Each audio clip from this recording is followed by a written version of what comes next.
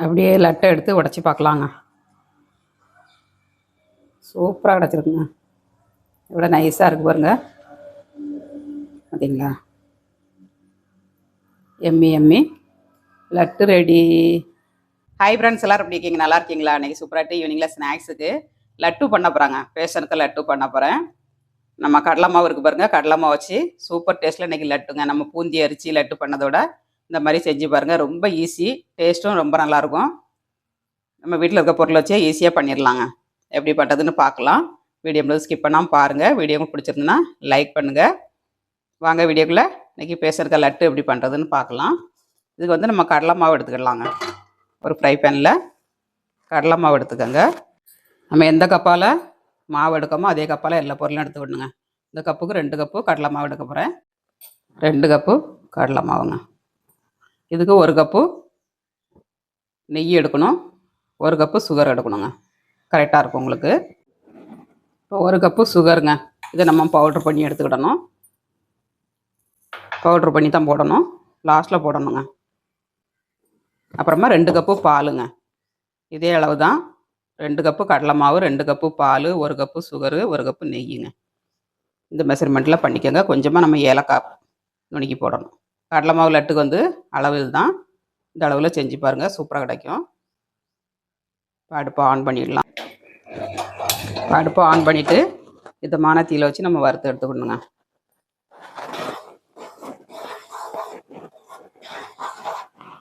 பொறுமையாக வறுக்கணும்.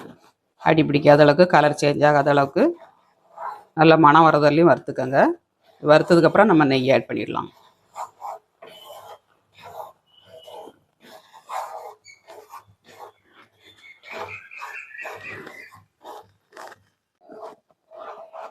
கடலை மாவு வந்து நல்ல மனம் வரும்படியாக வறுத்தாச்சுங்க.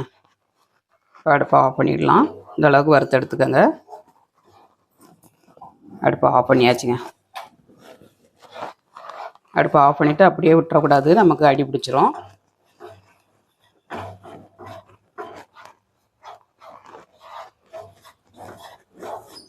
அப்படியே கிண்டிக்கிட்டே இருக்கணுங்க. அதில்ட்டா சட்னி ஒரு பாத்திரத்தில் மாற்றிடுங்க. அதே கடாயில் வைக்கிறதா இருந்தால் கொஞ்சம் கிண்டி கொடுத்துட்டே இருந்தால் தான் உங்களுக்கு பிடிக்காது. தயாராகிடுச்சு மாவு வந்து.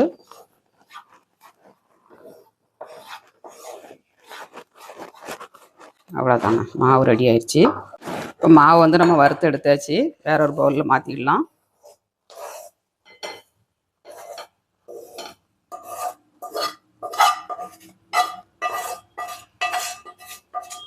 இந்த மாதிரி பவுலில் ஆட் பண்ணிவிட்டு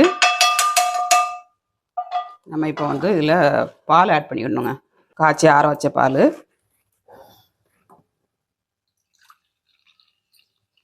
ரெண்டு கப்பு கடலை மாவுக்கு 2 கப்பு பாலுங்க. கரெக்டான அளவு. இதை நல்லா அடித்து மிக்ஸ் பண்ணிக்கிடணும். ஒரு விஸ்கை வச்சு நல்லா அடித்து விட்ருங்க. கட்டி இல்லாமல் நல்லா அடித்து விடணுங்க. நல்லா இந்த மாதிரி அடிச்சுக்கங்க.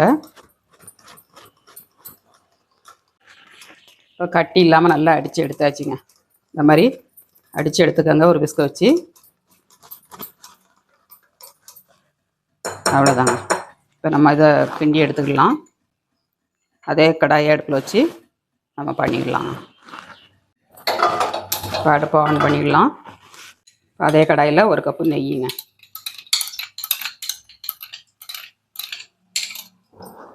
ரெண்டு கப்பு மாவுக்கு 1 கப்பு நெய் ஆட் பண்ணியிருக்கேன். இப்போ அதில் அப்படியே மாவை ஆட் பண்ணிடலாம். கடாய் சின்ன கடாயாக இருக்குது, பிடிக்கலன்னா வேறு கடாயில் மாற்றிடலாம். இதை விட்டு கிண்டி பார்ப்போம். இதுதான் கிண்டதுக்கு வசதியாக இருக்கும்.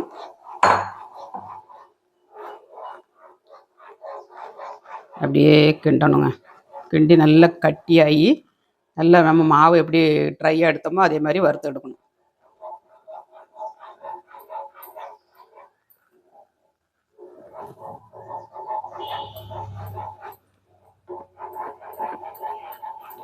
நெய்யும் மாவும் ஒன்றா சேரணுங்க. சேர்ந்து நல்லா மிக்ஸ் பண்ணி எடுத்துகிட்டு அப்புறம் மட்டும் நம்ம ட்ரையாக வறுத்து எடுத்துடணும். நல்லா திக்காக ஆரம்பிச்சிருச்சு.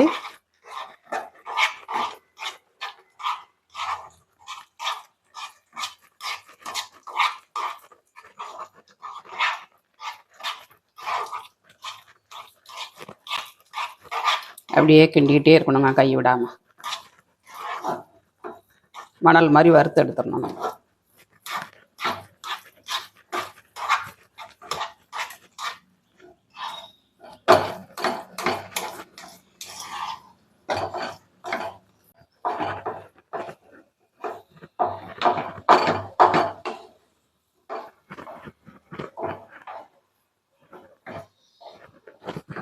அதிலே கிண்டி எடுத்துடலாங்க.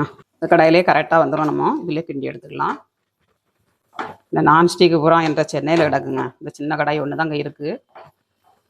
அதனால தான் இதில் போட்டு பண்ணுறேன். இதில் போட்டு பண்ணிங்கன்னா உங்களுக்கு ஈஸியாக இருக்குங்க ட்ரையாக வறுத்து எடுக்கிறதுக்கு.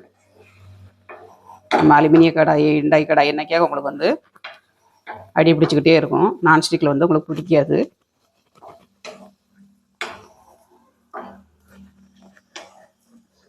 ரெண்டு கப்பு மாவு தான் போட்டோம். எவ்வளோ கணா வருது பாருங்க.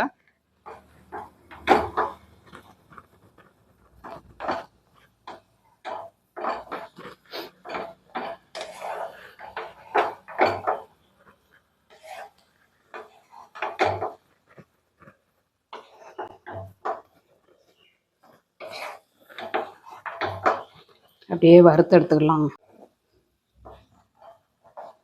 நல்ல ஈரப்பதம்லாம் போயிருச்சுங்க. இனிமேல் நமக்கு ட்ரை ஆக ஆரம்பிச்சிடும். நல்லா ட்ரை ஆகி மணல் மாதிரி வரது வரலையும் வறுத்து விடணுங்க. நல்லா ட்ரை ஆயிடுச்சு பாருங்கள். இன்னும் கொஞ்சம் வறுத்து எடுத்துக்கணுங்க. மணல் ஆகிற ஸ்டேஜ் ஆயிடுச்சுங்க. கை விடாமல் கிண்டிக்கிட்டே இருக்கணும். கை விட்டிங்கன்னா மாதிரி அடி பிடிச்சிரும். கலர் சேஞ்ச் ஆகிரும். லட்டோட கலர் வந்து இந்த மாதிரி உறுத்து விடுங்க. நல்லா உதிரி உதிரியாக வந்துடுங்க.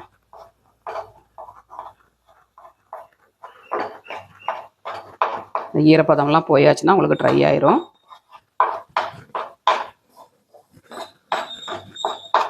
கொஞ்சம் வறுத்துக்கலாம். ஒரு 5 ஏலக்காய் உள்ள விதையை எடுத்துருக்காங்க. ஏலக்காய் பொடி இருந்ததுன்னா பொடியை போட்டுக்கோங்க. அல்லாட்டா விதையை மட்டும் உள்ளே இருந்து எடுத்து போடுங்க. தோலெல்லாம் ஆட் பண்ணாதீங்க. அப்படியே போட்டு கிண்டிடணுங்க.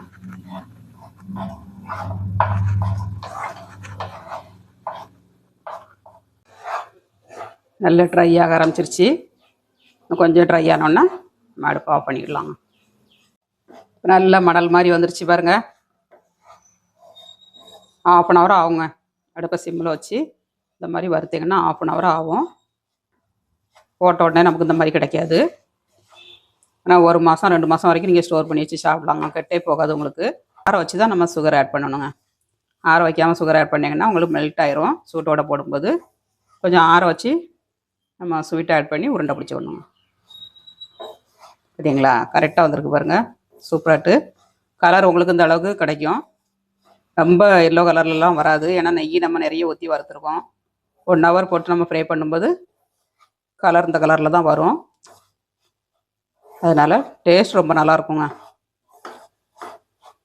இப்போ அடுப்பை ஆஃப் பண்ணிக்கலாம். ஆஃப் பண்ணியாச்சுங்க. அப்படியே இருந்து நல்லா ஆறட்டும். சுகர் ஆட் பண்ணிக்கலாம். அப்படியே ஒரு அகலமான பேஷனில் ஆட் பண்ணிக்கலாம்.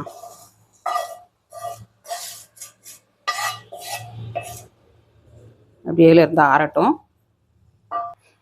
இந்த மாதிரி அகலமான பாத்திரத்தில் போட்டிங்கன்னா உங்களுக்கு வந்து பிடிச்சி எடுக்கிறதுக்கு நல்லா இருக்குங்க. அதனால் இந்த மாதிரி அகலமான பாத்திரத்தில் போட்டு ஆற வச்சுக்கோங்க. எவ்வளோ உதிரியாக கிடச்சிருக்கு பாருங்க. சரிங்களா? இப்போ ஆறட்டுங்க. ஒரு 5 நிமிஷத்தில் நம்ம சுகரை போட்டுக்கலாம். இப்போ மாவு வந்து நல்லா ஆறிடுச்சு. இப்போ நம்ம சுகரை ஆட் பண்ணிடலாம். சுகர் நம்ம பவுட்ரு பண்ணி வச்சுருக்கோம். அதை ஆட் பண்ணி கொஞ்சம் கொஞ்சமாக ஆட் பண்ணி மிக்ஸ் பண்ணிக்கோங்க. நல்லா மிக்ஸ் பண்ணிடலாங்க. முக்கால்வாசி தட்டிட்டேன். கொஞ்சம் தான் இருக்குது. இந்த லாஸ்ட்டில் தட்டி நம்ம மிக்ஸ் பண்ணி எடுத்துக்கணுங்க.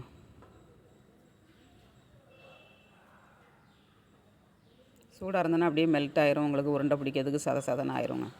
இது நம்மளுக்கு உதிரி உதிரியாக கிடைக்கும். இந்த மாதிரி பண்ணிங்கன்னா அதில் இதே மாதிரி லட்டு செஞ்சு பாருங்கள். மிக்ஸ் பண்ணியாச்சு. இப்போ அடுத்தது மிச்சம் இருக்கிறதையும் நம்ம ஆட் பண்ணிடலாம். கொஞ்சமாக ஆட் பண்ணி இதையும் நம்ம மிக்ஸ் பண்ணிடலாம்.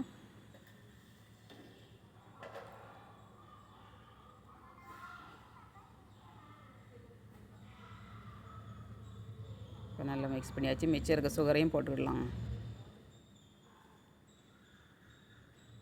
மிச்சம் இருக்கிறதையும் அப்படியே போட்டு நம்ம உருண்டை பிடிக்க ஆரம்பிச்சிடலாம். மிச்சம் இருக்கிறதையும் போட்டாச்சுங்க. அப்படியே நம்ம மிக்ஸ் பண்ணிவிட்டு நல்லா கையை வச்சு உதிரியாட்டு உறுத்து விட்டு அப்படியே பிடிச்சோம்னா நமக்கு நல்லா பிடிக்கிறதுக்கு வருங்க. பிடிக்கிறதுக்கு வந்துச்சுன்னா உருண்டை வந்து நம்மளுக்கு உடையாது, ஜம்முன்னு கிடைக்கும். இப்போ எப்படி இருக்குது பாருங்கள், இந்த மாதிரி வரணுங்க. கரெக்டான அளவுகளை எடுத்தால் இந்த மாதிரி கரெக்டாக கிடைக்கும் உங்களுக்கு. சப்போஸ் உங்களுக்கு பிடிக்க வரலைன்னா கொஞ்சமாக நெய் ஆட் பண்ணிக்கோங்க. நெய் ஆட் பண்ணிவிட்டு உருண்டை பிடிச்சிங்கன்னா நல்லா பிடிக்கிறதுக்கு வரும் உங்களுக்கு. இதே அளவுக்கு எடுத்திங்கன்னா கரெக்டாக கிடைக்குங்க உங்களுக்கு. எதுவுமே சேர்க்காண்டாம் கூட சூப்பர் டேஸ்ட்டில் கிடச்சிரும். இப்போ நல்லா மிக்ஸ் பண்ணியாச்சு. சுகரை அப்புறம் போட்டு அப்படியே நம்ம உருண்டை பிடிச்சிக்கலாங்க. நமக்கு எந்த சைஸில் வேணுமோ அந்த சைஸில் பிடிச்சிக்கலாம். சின்னதாக வேணால் சின்னதாக பிடிச்சிக்கோங்க, அதில்னா இந்த மாதிரி பிடிச்சிக்கோங்க.